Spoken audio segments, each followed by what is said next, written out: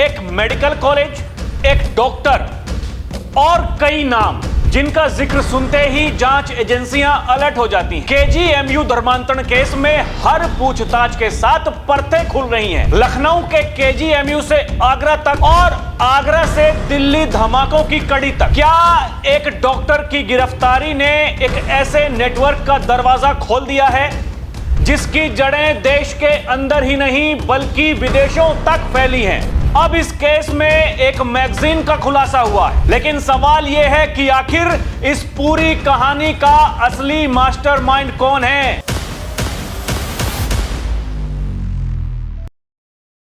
दर्शकों नमस्कार, DNP India में आपका स्वागत है। मैं हूं आपके साथ राहुल चौधरी। उत्तर प्रदेश के लखनऊ स्थित केजीएमयू में धर्मांतरण और लव जिहाद मामले में नए खुलासे हो रहे हैं। इस मामले में आरोपी डॉक्टर रमीज को गिरफ्तार करने के बाद पूछताछ की जा रही है। इसी क्रम में एक और बड़ा खुलासा हुआ है। केजीएमयू में धर्मांतरण के आरोपी रमीज ने आगरा में पढ़ाई के दौरान इस्लामिक मेडिकोज ग्रुप की एक मैगजीन भी निकाली थी। जी मीडिया की एक रिपोर्ट के अनुसार डॉक्टर रमीज इस मैगजीन का प्रयोग धर्मांतरण के लिए उकसाने के लिए करता था। 2012 से यह मैगजीन उन मुस्लिम छात्रों को दी जाती थी जो कॉलेज में एडमिशन लेते थे और कट्टर विचारों के होते थे। मैगजीन के कवर पेज पर इस्लामिक मेडिकोज लिखा गया था। इस मैगजीन में आरोपी डॉक्टर रमीज खुद आर्टिकल लिखता था। इस्लामिक मेडिकोज मैगजीन में रमीज के अलावा और भी 11 लोग जुड़े हुए थे। जानकारी के मुताबिक 2012 में रमीज आगरा में पढ़ाई कर रहा था। पढ़ाई के दौरान रमीज कभी हॉस्टल में नहीं रहा, वो अपने जूनियर के साथ अलग रहता था। उधर इस मामले में एसटीएफ ने अपनी एक गोपनीय रिपोर्ट सरकार को सौंप दी है, क्योंकि केजीएमयू की फैक्ट फाइंडिंग कमेटी द्वारा कुलपति को एसटीएफ से जांच कराने की सिफारिश की गई थी, जिसके बाद एसटीएफ ने यह जांच शुरू की थी। जांच एजेंसियों को रमीज के बैंक खातों से लाखों रुपए के संदिग्ध लेनदेन के सबूत मिले हैं। एसटीएफ की जांच में दिल्ली ब्लास्ट के आरोपी परवेज अंसारी और शाहीन सईद से भी रमीज के तार जुड़े होने के संकेत पहले ही मिल चुके हैं। यह भी सामने आया है कि वो भगोड़े, जाकिर नाइक और प्रतिबंधित संगठन पीएफआई से प्रभावित था। और अब जांच चल रही है तो आरोपी डॉक्टर रमीज मलिक का जाकिर नाइक कनेक्शन भी सामने आया है। जाकिर नाइक जो भगोड़ा है और विदेश में कहीं रहकर एक संस्था चलाता है जो धर्म परिवर्तन कराता है, यह पूरा गैंग उसी से प्रेरित है। लव जिहाद केस में गिरफ्तार आरोपी डॉक्टर रमीज मलिक के मोबाइल से कई अहम वीडियो और तस्वीरें भी मिली हैं। जानकारी के मुताबिक पुलिस ने आरोपी के मोबाइल फोन से अहम चैट्स बरामद की हैं जो धर्मांतरण वाली साजिश से जुड़ी हुई बताई जा रही हैं। पुलिस की जांच में आरोपी के मोबाइल से जाकिर नाइक के कई वीडियो भी मिले हैं जिन्हें वो नियमित रूप से सुनता था, देखता था। मोबाइल डेटा की जांच के दौरान तस्वीरें भी बरामद हुई हैं। साथ ही कई महिला डॉक्टरों के साथ की गई चैट भी सामने आई है जिनसे आरोपी लगातार संपर्क में था। पुलिस को पीड़िता के अलावा कई अन्य हिंदू लड़कियों के साथ की गई बातचीत भी मिली है, जिससे यह संकेत मिलता है कि आरोपी एक से ज्यादा महिलाओं के संपर्क में था। मामले की गंभीरता को देखते हुए पुलिस अब आरोपी के संपर्क में रह रही अन्य महिलाओं से भी पूछताछ की तैयारी कर रही है। पुलिस ने सभी चैट्स रिकॉर्ड्स को फोरेंसिक के लिए भेजा है। वहीं इससे पहले मामले की जांच में सामने आया है कि पीड़ित डॉक्टर की शिकायत के बाद भी मामले को दबाने का प्रयास हुआ था। पीड़िता ने सबसे पहले डिपार्टमेंट के हेड सुरेश बाबू और मोहम्मद वाहिद से पूरे मामले की शिकायत की थी। आरोप है कि दोनों ने पीड़िता की शिकायत को गंभीरता से नहीं लिया और 5 दिनों तक मामले को दबाए रखा। पुलिस को पीड़िता के अलावा कई अन्य हिंदू लड़कियों के साथ की गई बातचीत भी मिली है, जिससे यह संकेत मिलता है कि आरोपी एक से ज्यादा महिलाओं के संपर्क में था।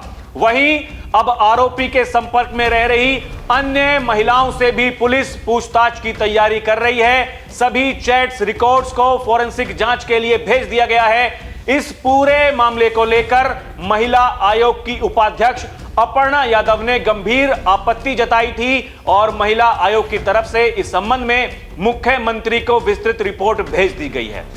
दर्शकों, एक और खुलासा हुआ है। एक लैपटॉप की बात हो रही है, वो लैपटॉप जो ये पाखंडी है, पाखंडी ये डॉक्टर, वो उसका लैपटॉप है। बताया जा रहा है उसमें कई सारे फोल्डर हैं। मीडिया रिपोर्ट्स में ये भी छपा है। दर्शकों, ये देखिए,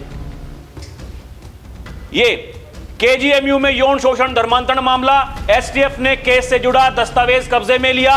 रमीज के लैपटॉप की तलाश में लगी है एसटीएफ, डाटा रिकवरी के लिए मोबाइल को लैब भेजा। एक और मीडिया रिपोर्ट, ये देखिए, एसटीएफ ने केस से जुड़ा दस्तावेज कब्जे में लिया। रमीज के लैपटॉप की तलाश में लगी है एसटीएफ, डाटा रिकवरी के लिए मोबाइल को लैब भेजा। यानी जो खबरें चल रही हैं दर्शकों, लैपटॉप अब सामने आ गया है। इस लैपटॉप में बताया जा रहा है फोल्डर बने हैं, कॉल रिकॉर्डिंग, युवतियों के नाम से फोल्डर हैं। आरोपी रमीज के गायब लैपटॉप में छुपे अहम सुराग, जांच में जुटी एसटीएफ। एक और मीडिया रिपोर्ट दर्शकों, लखनऊ से बड़ी खबर बताई जा रही है। डॉक्टर रमीज के लैपटॉप की तलाश तेज, एसटीएफ कर रही है लैपटॉप की तलाश। लैपटॉप में धर्मांतरण से जुड़ी जानकारी होने की संभावना है। लैपटॉप में पीड़िता की फोटो, वीडियो होने की आशंका है। ये वो डॉक्टर, ये वो यूनिवर्सिटी, ये छुपाया जा रहा था इस डॉक्टर को। ये जितने भी हैं कलाकार दर्शकों, ये सारे कलाकार हैं। ये देखिए ना, ये एक और मीडिया रिपोर्ट दर्शकों, ये लैपटॉप वाली बात ये भी चल ही रही है। इसके साथ ही देखिए, केजीएमयू केस में सनसनीखेज मोड़, रमीज बना था धर्मांतरण की नर्सरी जूनियर के निशाने पर थी 2 हिंदू लड़कियां। ये लखनऊ स्थित केजीएमयू में यौन शोषण और कथित धर्मांतरण की कोशिशों के आरोप में गिरफ्तार किए गए डॉक्टर रमीज को लेकर जांच एजेंसियों को कई चौंकाने वाली जानकारियां मिली हैं। एजेंसियों के अनुसार रमीज काजी और मौलानाओं के साथ मिलकर मेडिकल कॉलेज में धर्मांतरण की एक संगठित नर्सरी तैयार कर रहा था। जांच में यह भी सामने आया है कि फिलहाल 4 युवतियां उसके निशाने पर थीं। बताया जा रहा है कि रमीज ने आगरा की एक महिला डॉक्टर का धर्मांतरण कर उससे निकाह किया था, जबकि एक अन्य महिला डॉक्टर के साथ भी इस तरह का प्रयास किया गया। इसके अलावा उसने अपने एक जूनियर डॉक्टर को भी कथित रूप से इस नेटवर्क का हिस्सा बना लिया था। जांच के अनुसार उस जूनियर के निशाने पर 2 हिंदू छात्राएं थीं। पुलिस और खुफिया एजेंसियां की जांच में रमीज की गतिविधियों की परतें धीरे धीरे खुलती जा रही हैं।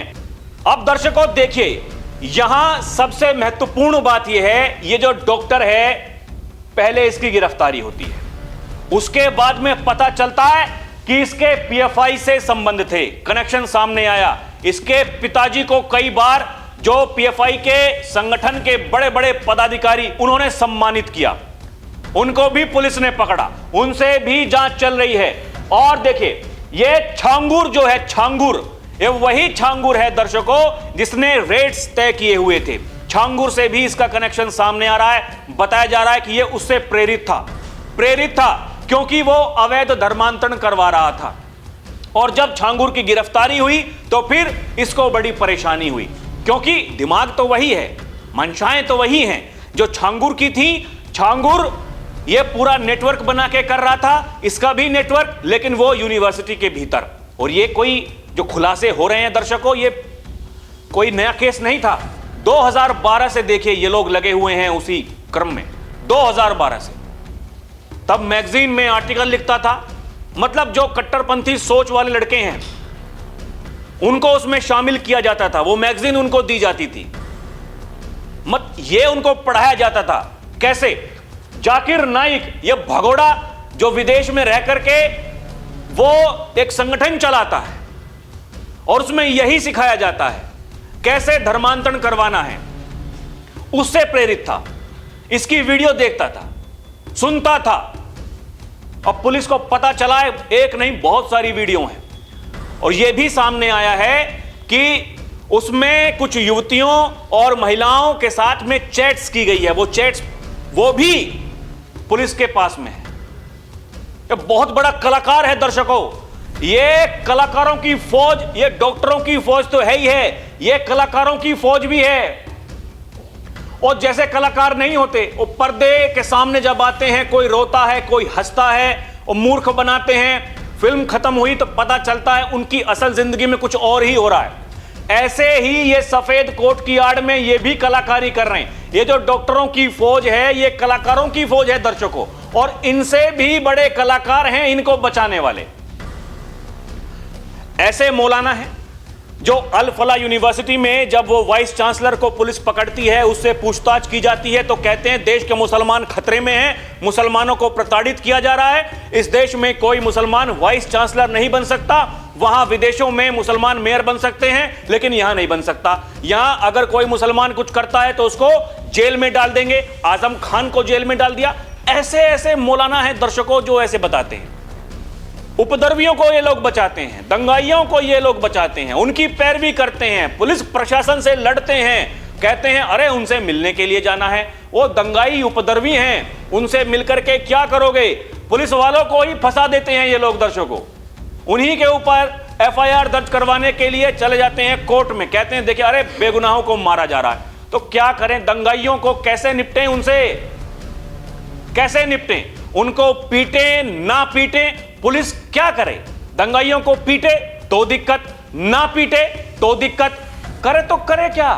और ये लोग जो सबको पता चल चुका, ये इतनी बड़ी कलाकारी कर रहे हैं। ये पहले इसका नाम डॉक्टर शाहीन, उसके साथ में पता चला, एक बहुत लंबे समय से मुलाकात कर रहा था। अब समझिए दर्शकों, ये वो डॉक्टरों की फौज जो फटती है जाकर के, और पता नहीं कहां कहां फटने की तैयारी थी, और वही डॉक्टर इनके सुराग। देखिए ना, डॉक्टर कहीं भी हो, वो चाहे अल फला यूनिवर्सिटी में हो, वो चाहे केजीएमयू में हो, ये तार इनके जुड़े हुए हैं। पढ़ाई इन्होंने एक साथ की है, और जब से ये पढ़ाई कर रहे थे, अब ये जो मामला सामने आया है, ये मैगजीन वाला, ये तो 2012 की बात बताई जा रही है। हम 2026 में हैं, 14 साल पहले की कहानी है। ये तब से पूरा षड्यंत्र चला आ रहा है दर्शकों। सावधान होने की जरूरत है ऐसे लोगों से, बताइए ना। और जो यूनिवर्सिटी वाले हैं, उस दिन जब वहां तोड़फोड़ हुई, अपर्णा यादव जब वहां पर पहुंची, जो महिला आयोग की उपाध्यक्ष हैं, उनके साथ में जो हिंदूवादी संगठन वहां पर पहुंचे, हंगामा हुआ, तोड़फोड़ हुई। इन्होंने कहा कि इनके खिलाफ एफआईआर दर्ज करवाएंगे। अरे तुम लोग इन आरोपियों को बचा रहे थे, अभी तक ये जांच में पता चल रहा है। जो पीड़िता है वो ये कह रही है कि मैं तो पहले भी कई बार शिकायत कर चुकी, लेकिन कोई एक्शन नहीं लिया गया। और इसी बाबत अपर्णा यादव ने मुलाकात करी मुख्यमंत्री योगी आदित्यनाथ से। मीडिया में सुर्खियां चलने लगी। केजीएमयू यूनिवर्सिटी में जाकर के देखिए, वहां तो तोड़फोड़ कर दी, गुंडागर्दी हो रही है। गुंडागर्दी से पहले तो ये तो देखिए क्या कलाकारी वहां हो रही थी। और जब शिकायत की गई, क्योंकि पीड़िता ने सबसे पहले अपर्णा यादव से मुलाकात करी दर्शकों, उनको आप बीती बताई, मुख्यमंत्री योगी आदित्यनाथ से मुलाकात करी, इसलिए ये मामला यहां तक पहुंचा है। ये खुलासे जो हो रहे हैं, ये इसलिए हो रहे हैं। अगर पीड़िता ना मुलाकात करती, उसने तो नींद की गोलियां खा ली और मरने से बची है। और जब पहुंची हॉस्पिटल में, जब पता चला, उसने बताया यह पूरा मामला था। उसको प्रताड़ित किया जा रहा था, उसको डराया जा रहा था, उसको धमकाया जा रहा था। उससे यह कहा जा रहा था कि अगर तुम सच्चाई बताओगी तो फिर ये जो हमारे लैपटॉप में है, ये जो हमारे मोबाइल में है, ये हम पूरी दुनिया को बता देंगे। अरे कितना बड़ा षड्यंत्र है दर्शकों, ये षड्यंत्र है तो। और लोग कुछ नहीं बोल रहे, कुछ नहीं बोल रहे। एसआईआर पे बुलवा लो, एनआरसी पे बुलवा लो, सीएए पर बुलवा लो, दंगाइयों का इलाज होता है उस पर बुलवा लो, बुलडोजर पर बुलवा लो, लेकिन ऐसे मामलों पर नहीं बोलेंगे। क्यों नहीं बोलेंगे? क्या हो गया? सवाल कौन पूछे? और सवाल पूछते हैं तो इस देश में ऐसे भी कुछ बुद्धिजीवी हैं, वो कहते हैं सवाल क्यों पूछ रहे हो? ये हिंदू मुसलमान क्यों कर रहे हो? ये क्या हिंदू मुसलमान नहीं हो रहा है क्या? अरे तुमको शादी करनी है, 2 करो, 3 करो, 4 करो, क्या फर्क पड़ता है? ये हिंदू युवतियों को तुम क्यों परेशान कर रहे हो? अपने जाल में फंसाते हो और फिर बाद में खुलासे होते हैं। जब ये छांगुर पकड़ा गया था तब भी तो यही खुलासा हुआ था दर्शकों। जब ये बात सामने आई, जो अगड़ी जाति की लड़कियां हैं, पिछड़ी हैं, दलित हैं, उन सब के अलग अलग रेट्स, और फिर वो जो पीड़िता हैं उन्होंने आकर के बताया, ये तो मूर्ख बनाते हैं, मूर्ख बना करके फंसाते हैं। फिर ये कहते हैं धर्मांतरण करना पड़ेगा, तुम्हें मुसलमान बनना पड़ेगा, तुमसे शादी हम तब करेंगे। समस्या वही है, सोच बहुत खतरनाक है दर्शकों। सोच, जिस पीएफआई से कनेक्शन सामने आ रहा है वो पीएफआई हिंदुस्तान में बैन है। क्यों बैन है? क्योंकि उनकी गतिविधियों के बारे में जब पता चला, ये 2047 तक इस देश को इस्लामिक कंट्री बनाना चाहते थे। उसके जितने भी संगठन में लोग थे वो सारे यही काम कर रहे थे, लोगों का ब्रेन वॉश करना, उनको इस काम पर लगाना, और फिर अगर कोई पकड़ा जाए तो फिर ये करना, अरे देखिए देश के मुसलमान खतरे में हैं, उन्हें प्रताड़ित किया जा रहा है। बहुत गंभीर समस्या है दर्शकों, बहुत गंभीर है। एक तरफ तोड़ने की साजिश, तोड़ते रहो, लगातार जातियों में तोड़ते रहो, कभी पीडीए के नाम पर, कभी ये एजेंडा चलाना चुनाव के दौरान। अगर इनकी सरकार बन गई, 400 से ऊपर इनके सांसद आ गए जीत करके, ये संविधान बदल देंगे, ये आरक्षण को खत्म कर देंगे।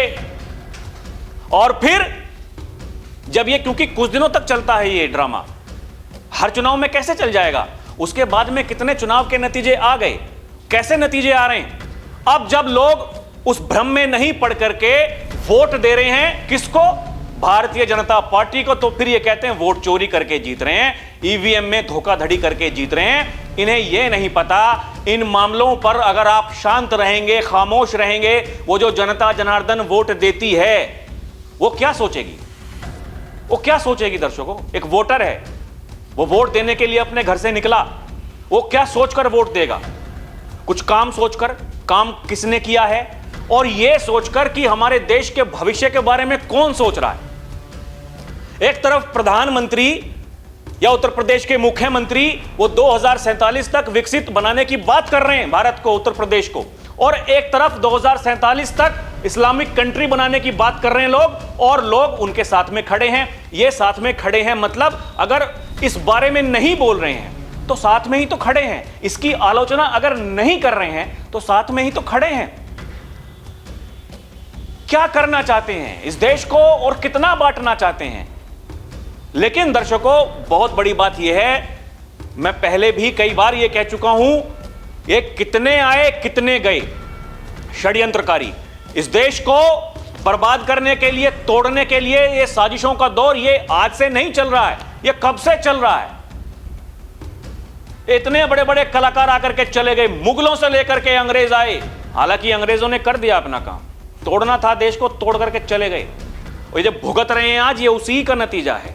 योगी आदित्यनाथ ने विधानसभा में खड़े होकर के यही कहा था, आज अगर बांग्लादेश में हिंदू मर रहा है, जो दलित है, वहां पाकिस्तान में हिंदू मर रहा है, सब शांत हैं, खामोश हैं, और ये इसी तुष्टीकरण की राजनीति का नतीजा है। अगर पाकिस्तान और बांग्लादेश ना बना होता, आज वहां हिंदू ना मर रहा होता, उसको जलाया नहीं जा रहा होता, और अगर कोई जलाता उसकी क्या दुर्गति होती है ये अच्छे से उनको पता है। दुर्गति होती है ना उत्तर प्रदेश में, ऐसे ही दुर्गति होगी। ये जितने भी षड्यंत्रकारी लोग हैं, ये जितने भी विनाशकारी लोग हैं, जिनकी मंशाएं ऐसी हैं, उनको सावधान होने की जरूरत है। और योगी आदित्यनाथ एक बार नहीं अनेकों बार ये कह चुके हैं, ये लव जिहाद, अवैध धर्मांतरण, इनसे हमें सावधान होने की जरूरत है। अपने आसपास के क्षेत्रों में देखिए लोग क्या कर रहे हैं, क्या गतिविधियों में शामिल हैं। अगर कहीं कोई भूल से भी इस प्रकार की गतिविधि में लिप्त है, उसकी सूचना समय पर प्रशासन को दे दीजिए, उनको ठोकने का काम प्रशासन खुद कर लेगा। ये एक बार नहीं कहा। और दर्शकों ये सोचिए, ये जो कुछ भी चल रहा है ये आसान नहीं है। हलाल सर्टिफिकेशन उत्तर प्रदेश में बैन करा बाबा ने। क्यों बैन करा? बाबा ये कहते हैं ये लोग, ये षड्यंत्र है, इसमें भी षड्यंत्र है। बाबा तो खड़यंत्र कहते हैं, खड़यंत्र उनकी भाषा में वो खड़यंत्र बोलते हैं, लेकिन ये षड्यंत्र है। ये माचिस पर भी हलाल, वो कहते हैं माचिस तो एक झटका है, एक बार में ऐसे जलाया जल गई, ये हलाल क्या है माचिस, लेकिन षड्यंत्र है। और ये जो पैसा है ये यही लव जिहाद, अवैध धर्मांतरण, आतंकवादी गतिविधियों में ये पैसा इस्तेमाल होता है। ये किसने कहा? ये बाबा ने कहा। उनकी सोच देखिए दर्शकों, उन्होंने कहा ये जो जलालुद्दीन है, ये जलालुद्दीन, ये छांगुर बना जो घूम रहा था, कि इसके खिलाफ हम 3 साल से इसको गतिविधियों पर हम देख रहे हैं ये क्या कर रहा है। और शुरुआत में हर कोई ये कह रहा था ये छांगुर है, बाबा ने कहा ये जलालुद्दीन है, और निकला वही। अब आप देखिए ये क्या कर सकते हैं दर्शकों, नाम बदल सकते हैं, अपनी पहचान बदल सकते हैं, लोगों को मूर्ख बनाने के लिए क्या कुछ नहीं कर रहे हैं। ये लोग मूर्ख बन रहे हैं, ऐसे काम नहीं चलेगा दर्शकों। बाबा ये कह रहे हैं सावधान होने की जरूरत है, इनसे सावधान रहिए, ये बहुत खतरनाक लोग हैं।